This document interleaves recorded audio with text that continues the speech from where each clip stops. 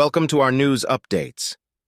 The Pentagon Command, which oversees U.S. military operations in Africa, told Newsweek it was taking action to protect personnel stationed in Niger after a coalition of West African nations announced troops had been activated to disrupt constitutional order in the country to restore.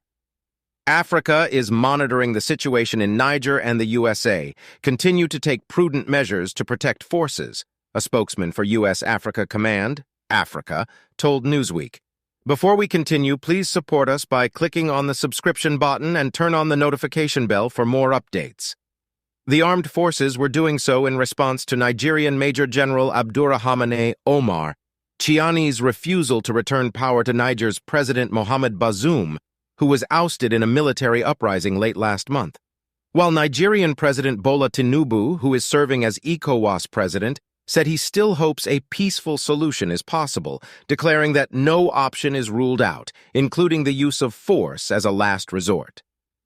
2 U.S. Air Force staff sergeants assigned to the 409th Expeditionary Security Forces Squadron, Rapid Reaction Force, provide security while conducting a joint patrol with the Niger Armed Forces, ANF, near AB 201. Niger Major General Abdurrahmane Omar Chiani led a military coup to overthrow President Mohamed Bazoum, maintains about 1,100 troops in the landlocked West African country. Master Sergeant Michael Matkin, 406, 8th Expeditionary Wing, U.S. Air Force.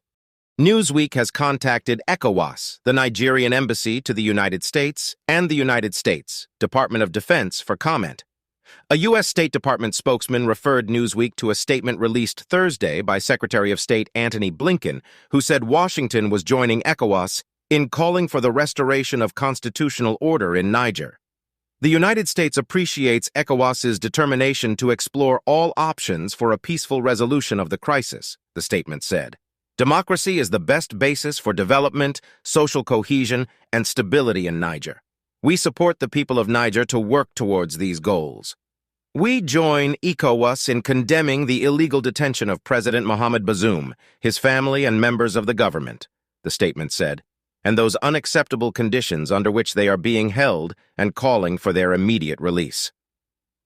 Blinken warned that EE.IT would also hold Chiani's newly formed National Council for the Protection of the Fatherland, CNSP, responsible for the safety of President Bazoum, his family, and imprisoned members of the government. Niger has been a key U.S. security partner in efforts to combat militant groups, including those linked to al-Qaeda and the Islamic State, ISIS, across the Sahel, as well as up to 1,100 U.S. members. Troops are stationed in the country.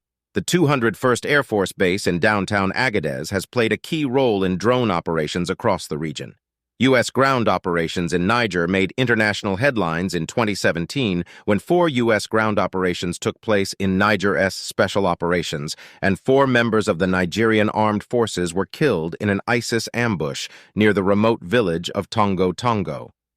Earlier on Thursday, Pentagon spokesman U.S. Air Force Brigadier General Pat Ryder told reporters that there had been no changes to the U.S. Air Force.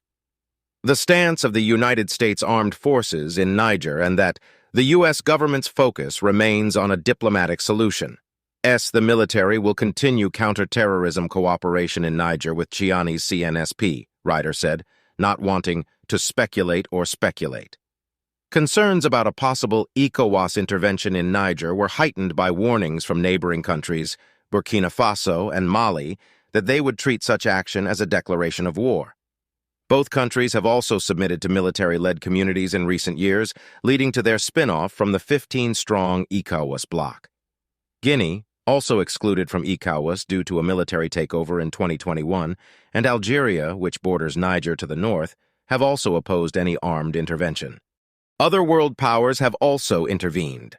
Russia, which in recent years has intensified its diplomacy across the continent, warned that such an intervention is unlikely to contribute to peace in the region, said Foreign Ministry spokesman Alexei Zaitsev.